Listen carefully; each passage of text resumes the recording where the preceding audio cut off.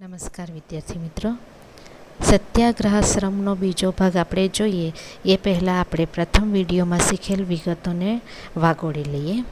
તો મિત્રો, સત્યાગ્રહાશ્રમ પાઠના લેખકનું નામ છે વિનોબા ભાવે, જેનું આખું નામ વિનાયકરાવ નરહરી ભાવે છે. સત્યાગ્રહાશ્રમનો સાહિત્ય પ્રકાર આત્મકથાખંડ કે જીવન પ્રસંગ છે, અને આ પાઠ વિનોબા ભાવેના જીવન પ્રસંગોનું સંકલન જેમાં થયેલું છે એવું પુસ્તક અહિંસાની ખોજમાંથી લીધેલું છે. મિત્રો, પ્રસ્તુત પાઠમાં વિનોબા ભાવે ગાંધીજીના અનુયાયી બન્યા એનું કારણ તેઓ ગાંધીજીથી અત્યંત પ્રભાવિત થયા હતા. તેમણે કોચરબ આશ્રમમાં આશ્રમવાસી તરીકે જે રીતનું જીવન પસાર કર્યું તેની અહીં વાત રજૂ થઈ છે. મિત્રો, પ્રથમ પેરેગ્રાફથી આપણે જ્યાં સુધી જોયું હતું એ વાતને તાજી કરી લઈએ, દોહરાવી લઈએ. તો પ્રથમ પેરેગ્રાફમાં આપણે જોયું હતું કે ગાંધીજી બંગાળ અને હિમાલય તરફ આકર્ષાયેલા. બંગાળની વંદે માતરમની ક્રાંતિની ભાવના અને હિમાલયની જ્ઞાનયોગની શાંતિની ભાવના, બે તરફ તેમનું મન આકર્ષિત થયેલું હતું. પરંતુ આ બંને સ્થળે તેઓ જઈ ન શક્યા, અને એ બંનેની વચ્ચે કાશી નગરી આવતી હતી, અને એ કાશી નગરીમાં જઈ ચડ્યા. ગાંધીજી સાથેની મુલાકાતમાં વિનોબા ભાવેને હિમાલયની શાંતિ અને બંગાળની ક્રાંતિ બેઉ સાંપડ્યા, અને તેઓ પોતે સ્વીકારે છે કે તેમાં ક્રાંતિ અને શાંતિ બંનેનો અપૂર્વ સંગમ ગાંધીજીમાં થતો એમણે જોયો. ત્યાર પછી વિનોબા ભાવે કાશી આવ્યા ત્યારે ગાંધીજીના ભાષણની ગરમાગરમ ચર્ચા થતી હતી. હિન્દુ વિશ્વવિદ્યાલયમાં બાપુનું ભાષણ થયેલું. એ ભાષણને તો ઘણો સમય વીતી ગયો હતો, છતાં એની અસર વર્તાતી હતી. પરંતુ એ ભાષણનું મુખ્ય વાત એ હતી કે નિર્ભયતા વગર અહિંસા ચાલી જ ન શકે, અને અહિંસા વિશેના વિચારો વિનોબા ભાવેના મનમાં આવ્યા કર્યા. અનેક શંકાઓ અને પ્રશ્નો એના મનમાં ઉદ્ભવ્યા. એટલે આ બધા પ્રશ્નોને સામે ધરતો એક પત્ર એણે બાપુને લખી નાખેલો, અને બાપુ એનો ખૂબ જ સરસ જવાબ આપેલો કે સમાધાન પત્ર વ્યવહારથી ન થઈ શકે, એના માટે જીવનનો સ્પર્શ જ જોઈએ. એટલે થોડા દિવસ મારી પાસે આવીને રહો, એટલે ધીરે ધીરે વાતચીત ચાલતી રહેશે. એટલે કે બાપુના પ્રશ્નનો જવાબ એ હતો કે સમાધાન વાતોથી નહીં, જીવનથી થશે. અને આ જે વાત હતી બાપુની, એ વાત વિનોબા ભાવેને સ્પર્શી ગઈ. બાપુએ આશ્રમમાં રહેવાની વાત કરી. એની સાથે સાથે વિનોબા ભાવેને પત્ર દ્વારા એક નિયમ પત્રિકા પણ મોકલેલી. એ નિયમ પત્રિકા વિનોબા ભાવે માટે આકર્ષણનું કેન્દ્ર હતી. એ નિયમ પત્રિકામાં બાપુના એકાદશ વ્રતોનો ઉલ્લેખ કર્યો હતો, અને એકાદશ વ્રતોનો ઉલ્લેખ આપણે અગાઉ જોઈ ચૂક્યા છીએ. આ એકાદશ વ્રતોનો ઉલ્લેખને ધ્યાનમાં લઈને અંતે એ પેરેગ્રાફમાં આપણે જોયેલું કે વિનોબા ભાવેને એ બાબતનો ખ્યાલ આવે છે કે બાપુ દેશના રાજનૈતિક સ્વતંત્રતા અને આધ્યાત્મિક વિકાસ બંને સાથોસાથ સાધવા માંગે છે. અને વિનોબા ભાવેને એવું જ જોઈતું હતું, અને બાપુએ એમને લખેલું કે તું અહીં ચાલ્યો આવ, અને હું બાપુની પાસે પહોંચી ગયો. વિનોબા ભાવે બાપુ પાસે પહોંચ્યા, બાપુના આશ્રમે ઉતર્યા. એ દિવસ હતો 7 જૂન 1916નો. આ પ્રશ્ન ખાસ યાદ રાખવાનો છે. બાપુ પાસે વિનોબા ભાવે 7 જૂન 1916ના દિવસે પહોંચ્યા. જ્યારે બાપુ પાસે પહોંચ્યા ત્યારે બાપુ શાક સમારતા હતા, અને વિનોબા ભાવેને પણ ચપ્પુ પકડાવી દીધેલું. અને વિનોબા ભાવે કહે છે કે બાપુના પ્રથમ દર્શને જ મને શ્રમનો પાઠ શીખવાડ્યો. ત્યાર પછી વાતચીત ચાલતી રહી, અને વિનોબા ભાવે બાપુ સાથે રહેવા લાગ્યા, અને બાપુ સાથે ચર્ચા કરે છે. અને તેમાં બાપુ એમને જણાવે છે કે જો તને અહીંની રહેણી કરણી ગમતી હોય ને તારું જીવન જો તું સેવા કાર્યમાં લગાવવા માંગતો હો તો અહીં રહે, મને ખુશી થશે. પણ તમે થોડા માંદલા દેખાવો છો, આત્મજ્ઞાન કદી માંદો ન પડે. બાપુ પાસેથી મળેલો આ એમને બીજો પાઠ હતો. પહેલો પાઠ શ્રમનો શીખ્યા, બીજો પાઠ એ શીખ્યા કે શરીરે માણસ તંદુરસ્ત હોવો જોઈએ, એટલે આત્મજ્ઞાની કદી માંદો ન પડે. ત્યાર પછી આગલા પેરેગ્રાફમાં આપણે જોયેલું કે શાક સમારતા ત્યાર પછી જે વાતો થયેલી એ થઈ. પછી બાપુ સાથેની મુલાકાત બહુ ઓછી થતી. દરેક આશ્રમવાસીઓ વિનોબા ભાવેને જળ જેવો માણસ ગણતા. એક દિવસ ગીતા માટેની એક માણસ સાથેની બાપુની ચર્ચા જે થતી હતી એ ચર્ચા દરમિયાન બાપુ બોલ્યા કે આ તો ગૌણ ભાષા છે. ત્યારે વિનોબા ભાવે તરત જ બોલી પડેલા કે આ ગૌણ ભાષા નથી, આ તો ભક્તિની ભાષા છે. અને બાપુએ વિનોબા ભાવેની વાતને સ્વીકારી લીધેલી કે જ્ઞાનની ભાષા અને ભક્તિની ભાષા. આ જે વાત છે એ વાત બાપુની નમ્રતા દેખાડી આપે છે. વિનોબા ભાવે જણાવે છે કે મારા જેવા છોકરડાની વાતને પણ મહત્ત્વ આપીને એ મારી વાતને સ્વીકારી લેવાની બાપુ પાસે નમ્રતા છે. ત્યાર પછી આપણે આગળ જોયું હતું કે હવે આશ્રમવાસીઓ જાણતા થયેલા કે વિનોબા ભાવેને પણ બોલતા આવડે છે. એક દિવસ પરોઢીઓ ઉપનિષદ બોલતા સાંભળી ગયેલા અને ત્યાર પછી બાપુને એની વાતની જાણ કરેલી અને પ્રાર્થનામાં બોલવા માટે બાપુ પછી આગ્રહ કરે છે. અને બાપુ પાસે બોલવાનું હોય એટલે શબ્દો પણ જોખીને બોલવા પડે અને એ રીતે વિનોબા ભાવેને જાહેરમાં બોલવાનું પણ બાપુ પાસેથી શીખવા મળેલું. બાપુએ જાણે કે મારું ઘડતર કરવાનું નક્કી કરી લીધેલું એ રીતે મારી પાસે લોકોને મોકલતા. વર્ધા હું ગયો પછી કોઈ જિજ્ઞાસુ સેવાગ્રામ જતા તો તેને બાપુ પૂછતા કે તમે વિનોબાને મળ્યા? ના મળ્યા હોય તો જરૂર મળો. એ વખતે બાપુએ એક ભાઈને મારી પાસે મોકલ્યા હતા. એ તો ભારતના એક પ્રખ્યાત ક્રાંતિકારી પુરુષ હતા. મિત્રો, આપણે આ પેરેગ્રાફથી ફરીથી જોઈએ છીએ. છેલ્લે આ પેરેગ્રાફ પાસે અટક્યા હતા. આ પેરેગ્રાફ ફરીથી જોઈશું. બાપુએ જાણે મારું ઘડતર કરવાનું નક્કી કરી લીધેલું. મારી પાસે લોકોને મોકલતા. વર્ધા ગયા પછી જે કોઈ જિજ્ઞાસુ સેવાગ્રામ જતા એમને બાપુ પૂછતા કે તમે વિનોબાને મળી આવ્યા? ના મળ્યા હોય તો જરૂર મળો. એક વખતે બાપુએ એક ભાઈને મારી પાસે મોકલ્યા. એ તો ભારતના એક પ્રખ્યાત ક્રાંતિકારી પુરુષ હતા. આ વાક્ય વિશેષણ માટે મહત્ત્વનું છે અને એ અંડરલાઈન કરી રાખો. બાપુએ કહેલું એટલે પગે ચાલીને ઠેક પવનાર સુધી આવેલા. ત્યારે હું ખેતરમાં ખોદતો હતો. નજર ઉઠાવી જોયું તો ભાઈ સામે ઊભા છે. મેં પૂછ્યું કેમ આવવાનું થયું? તો કહે બસ આમ જ દર્શન કરવા આવેલો. પછી તો શું? બીજી કોઈ વાતચીત ન થઈ. હું પાછો મારા કામે લાગી ગયો. નજર પણ કામ ભણી વળી ગઈ. એ ભાઈ થોડીવાર ઊભા રહ્યા પરંતુ કાંઈ બોલ્યા કર્યા નહીં. પાછા જઈને એને બાપુ પાસે રાવ ખાધી કે તમે કેવા માણસ પાસે મને મોકલી આપ્યો. રાવ ખાધી એ રૂઢિપ્રયોગ છે. રાવ ખાધી એટલે ફરિયાદ કરવી. તમે કેવા માણસ પાસે મને મોકલી આપ્યો. મારી સાથે કશી વાતચીત પણ ના કરી. બાપુ સમજી ગયા. પૂછ્યું તમે ત્યાં ગયા ત્યારે એ શું કરતા હતા? જમીન ખોદતા હતા. એ જાણ્યું એટલે બાપુ કહે તો પછી નારાજ થવાની શી જરૂર છે? વિનોબા પોતાનું કામ કરી રહ્યો હતો ત્યારે તમારી સાથે બોલે કેવી રીતે? તમને ખબર નથી કે કોઈને મળવા જવું હોય તો પહેલેથી જ સમય માંગી લેવો જોઈએ. આમ બાપુએ એમને તો મનાવી દીધા પણ જ્યારે મને મળ્યા ત્યારે મને ફટકાર્યો.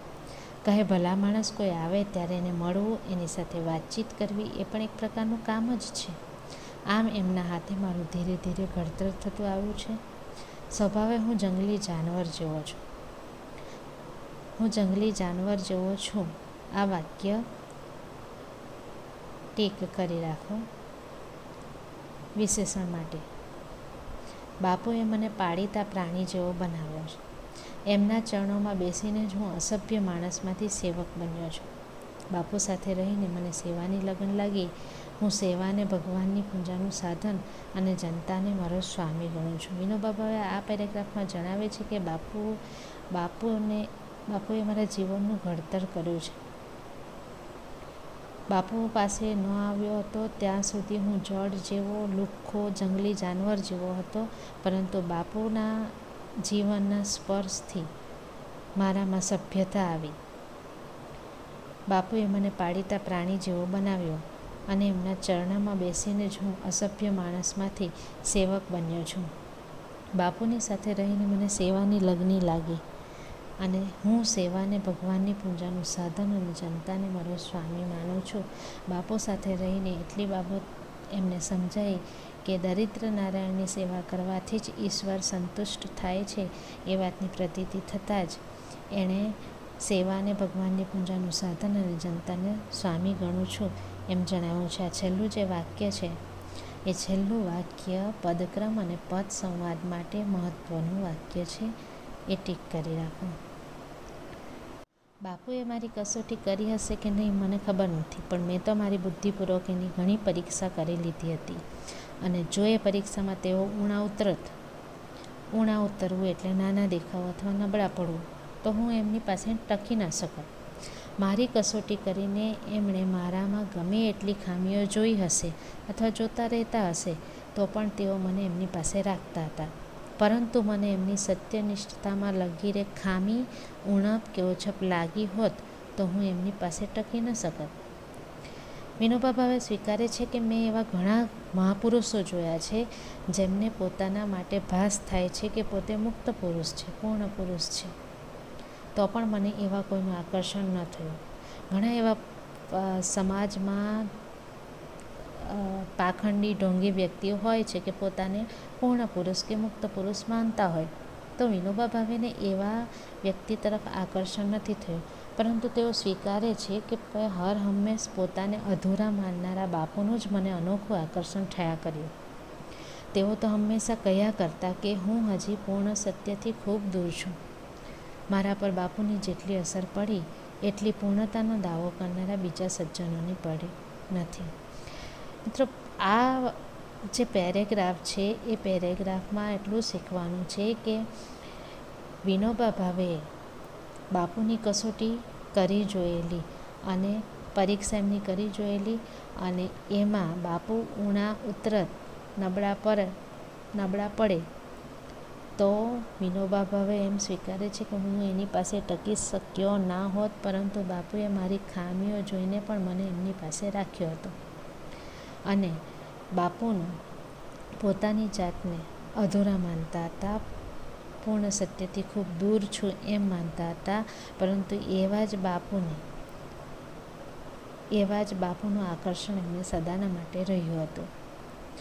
હું બાપુને મળ્યો અને એમના પર મુગ્ધ થઈ ગયો. એમની આંતરબાહ્ય એકતાની અવસ્થા પર. કર્મયોગની દીક્ષા તો મને બાપુ પાસેથી જ મળી. આંતરબાહ્ય એકતાની અવસ્થા પર. આંતરબાહ્ય એટલે આંતર અને બાહ્ય વર્તનમાં સમાનતા હોવી તે. બાપુ જેવા મનથી હોય તેવા જ બાહ્ય દેખાવે દેખાય. આપણે એવા સમાજમાં ઘણા લોકો જોયા છે કે મુખ મેં રામ ઓર બગલ મેં છુરી જેવા. બાપુનું વ્યક્તિત્વ એવું નથી. તેમની આંતરબાહ્ય છબી સમાન છે. મનમાં જેવું વિચારે છે તેવું જ બહાર દેખાય છે. કર્મયોગની દીક્ષા તો બાપુ પાસેથી જ મળી. ગીતામાં તો તે એ કહ્યું જ છે, પરંતુ એનો સાક્ષાત્કાર થયો બાપુના જીવનમાં. બાપુના જાત મહેનત નિબંધમાં કર્મ વિશેની વાત એમણે લખેલી છે, ગીતામાંથી જ લઈને, કે જે વ્યક્તિ કર્મ કર્યા વિના ખાય છે એ ચોરીનું અન્ન ખાય છે. એવો શાપ કર્મ ન કરીને મળ્યો છે. તો બાપુએ કર્મ ઉપર ભાર આપ્યો છે અને એનો સાક્ષાત્કાર બાપુના જીવનમાં વિનોબા ભાવે જોયો છે. ગીતામાં કર્મયોગનું પ્રત્યક્ષ આચરણ મેં બાપુમાં જોયું. ગીતામાં સ્થિત પ્રજ્ઞના લક્ષણો આવે છે. સ્થિત પ્રજ્ઞ એટલે સ્થિર બુદ્ધિવાળું.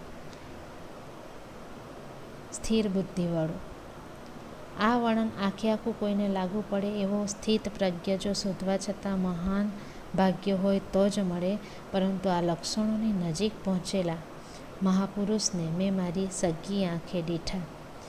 મિત્રો, ઉપરોક્ત પેરેગ્રાફમાં આપણે એ બાબત શીખ્યા કે વિનોબા ભાવેએ બાપુની બહુ પરીક્ષા કરી જોયેલી અને બાપુ એમાં જરા પણ નબળા પડ્યા હોત તો વિનોબા ભાવે એમની પાસે ટકી ના શક્યા હોત. વળી બીજી તરફ બાપુ વિનોબા ભાવેની ખામીઓ સ્વીકારીને પણ એમને સાથે રાખતા હતા. વિનોબા ભાવેનું કહેવું એવું હતું કે મેં એવા ઘણા મહાપુરુષો જોયા છે કે તે પોતાની જાતને સંપૂર્ણ માનતા હતા. તેમનું મને આકર્ષણ જેટલું નથી થયું એટલું આકર્ષણ પોતાને હંમેશા અધૂરા માનનારા બાપુનું એમને થયું છે. હવે આગળનો પેરેગ્રાફ જોઈએ. હું બાપુને મળ્યો અને એમના પર મુગ્ધ થઈ ગયો.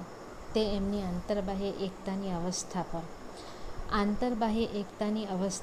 આંતરબાહ્ય એટલે આંતર અને બાહ્ય વર્તનમાં સમાનતા હોવું તે. વળી કર્મયોગની દીક્ષા તો મને બાપુ પાસેથી જ મળી. ગીતામાં તો એ જ કહ્યું જ છે, પરંતુ એનો સાક્ષાત્કાર થયો બાપુના જીવનમાં. ગીતામાં કહ્યું છે કે જે કર્મ કર્યા વગરનું ખાય છે એ ચોરીનું અન્ન ખાય છે. બાપુએ પોતાના જાત મહેનત ચિંતનાત્મક નિબંધમાં પણ આ જ વાતને દોહરાવી છે અને કહ્યું છે કે જે કર્મ કર્યા વગર ખાય છે એ ચોરીનું અન્ન ખાય છે. બાપુના જીવનમાં આ કર્મયોગનો સાક્ષાત્કાર થયો. ગીતાના કર્મયોગનું પ્રત્યક્ષ આચરણ મેં બાપુમાં જોયું. ગીતામાં સ્થિત પ્રજ્ઞના લક્ષણો આવે છે. સ્થિત પ્રજ્ઞ એટલે સ્થિર બુદ્ધિવાળું હોવું તે. મિત્રો, એ બાબતની સ્પષ્ટતા કરી દઉં કે બાપુના મંત્રી મહાદેવ દેસાઈના પુત્ર નારાયણ દેસાઈએ મારું જીવન એ જ મારી વાણીમાં કહ્યું છે કે મહાદેવ દેસાઈ મૃત્યુ પામ્યા એ સમયે ગાંધીજી આગાખાન મહેલની જેલમાં હતા અને મૌન વ્રત ધારણ કરેલું હોવા છતાં જ્યારે એમને કાંતાબેન મહાદેવ દેસાઈના પત્ની એમને મળવા માટે આવેલા ત્યારે ગાંધીજી જેવા સ્થિત પ્રજ્ઞ માણસને પણ મૃત્યુ હચમચાવી ગયેલું, મહાદેવ દેસાઈનું મૃત્યુ હચમચાવી ગયેલું. ટૂંકમાં નારાયણ દેસાઈએ ગાંધીજી માટે સ્થિત પ્રજ્ઞ શબ્દ તે સમયે વાપર્યો હતો અને અહીં વિનોબા ભાવે પણ કહે છે કે આવા સ્થિત પ્રજ્ઞના લક્ષણોની નજીક પહોંચેલા મહાપુરુષને મેં મારી સગી આંખે દીઠા. 1917ની વાત છે. હું બાપુ પાસેથી 1 વર્ષની છુટ્ટી લઈને બહાર જતો રહ્યો હતો. પહેલાં વાઈમાં રહીને સંસ્કૃતનું અધ્યયન કરવાનો વિચાર હતો. આમ તો ગીતા પર મારો જે પ્રેમ હતો એ કારણે ઘરે જ મારા મિત્ર ગોપાળરાવની મદદ લઈને મેં સંસ્કૃતનો અભ્યાસ શરૂ કરી દીધો હતો. હવે વેદાંત અને દર્શનનો અભ્યાસ કરવાનો હતો. વેદનો અંતિમ ભાગ એટલે વેદાંત. વાય એટલે પૂનાની નજીકમાં આવેલું એક ગામ. વાઈમાં મને આની ઉત્તમ તક મળી. ત્યાં નારાયણ શાસ્ત્રી મરાઠે નામના એક આજન્મ બ્રહ્મચારી વિદ્વાન વેદાંત તથા બીજા શાસ્ત્રો શીખવવાનું કામ કરતા હતા. એમની પાસે ઉપનિષદો વગેરે શીખવાનો લોભ થયો અને ત્યાં થોડો વધુ સમય રોકાઈ ગયો.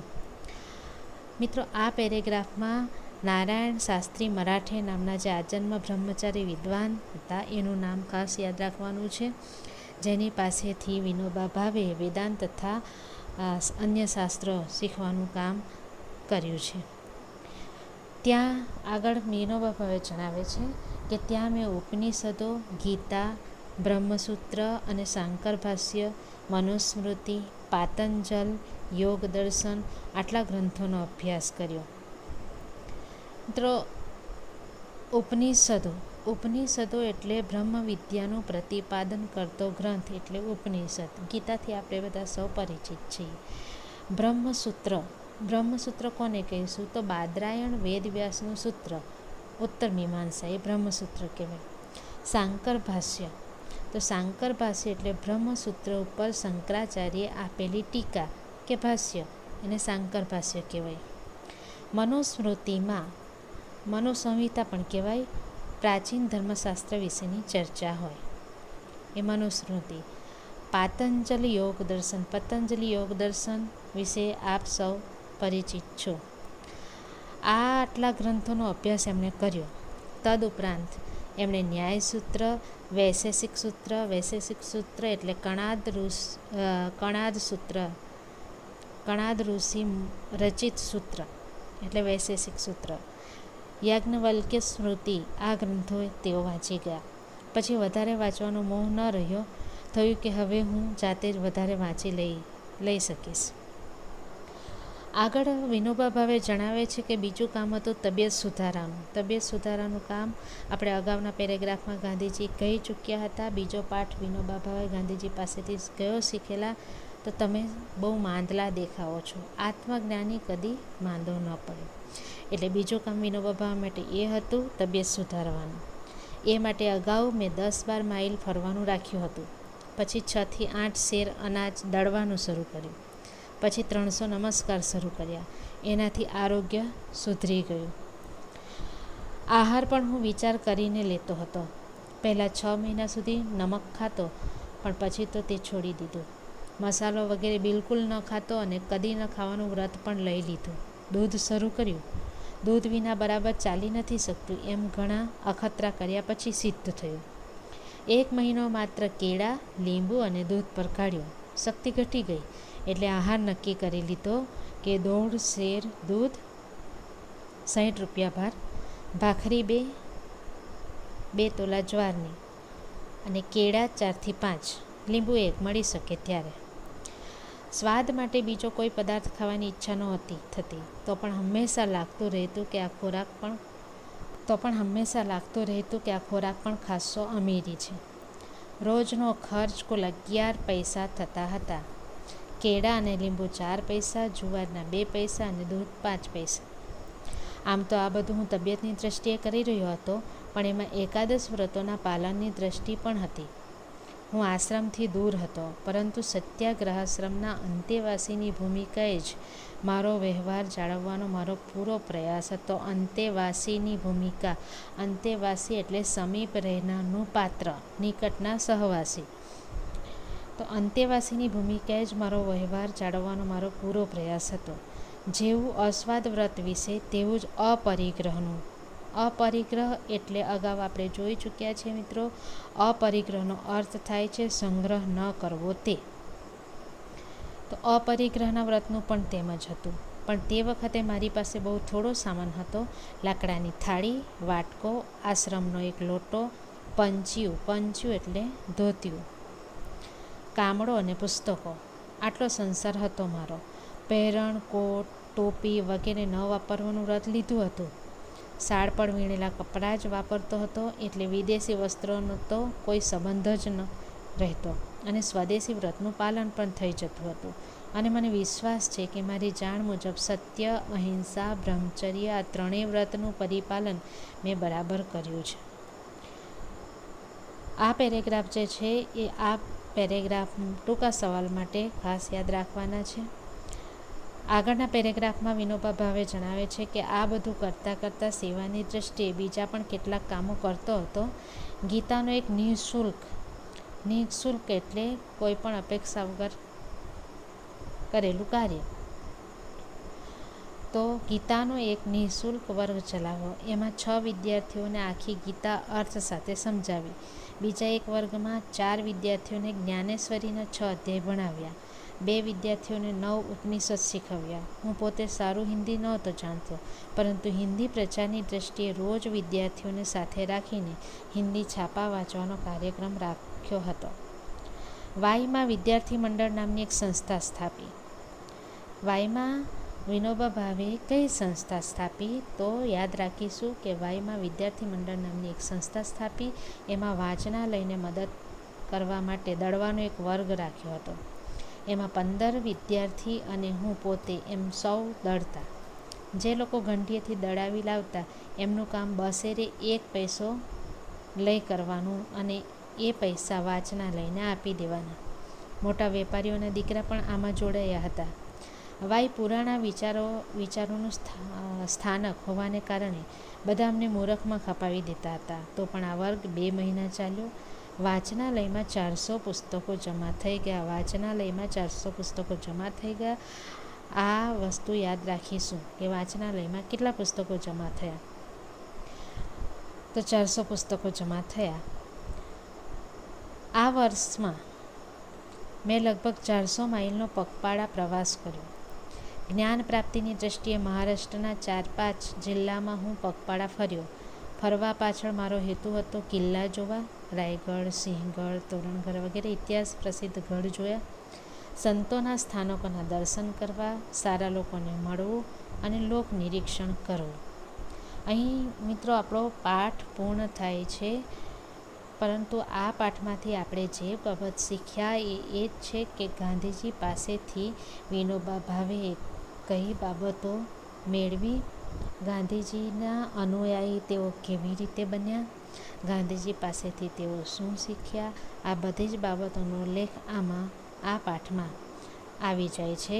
આ વાત આપણે ભૂલીશું નહીં કે પ્રસ્તુત આપણો પાઠ જે છે એ અહિંસાની ખોજમાંથી લીધેલો છે. મિત્રો, દર વખતે આપણે લખીએ છીએ તે જ પ્રમાણે પ્રશ્નના ઉત્તરમાં પ્રથમ પ્રશ્ન અને દ્વિતીય પ્રશ્ન, એક વાક્યનો ઉત્તર અને 2-3 વાક્યના ઉત્તર તમારે જાતે લખી દેવાના રહેશે. એક વાક્યના ઉત્તરની વાત કરીએ તો 3 જ પ્રશ્ન આપેલા છે અને એની ચર્ચા આપણે 2 વાર કરી ચૂક્યા છે, તમને આવડશે જ.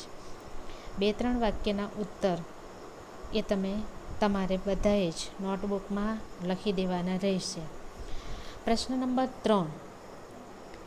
નંબર 3 સવિસ્તાર ઉત્તર લખો. એમાં 3 પ્રશ્નો છે.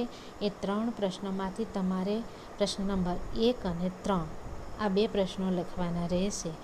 પૂર્વ ભૂમિકા આ સાથે હું મોકલી આપીશ અને એ પૂર્વ ભૂમિકા અને ઉપસંહાર સાથે પ્રશ્નના જવાબને પૂર્ણ કરી દેવાનો રહેશે.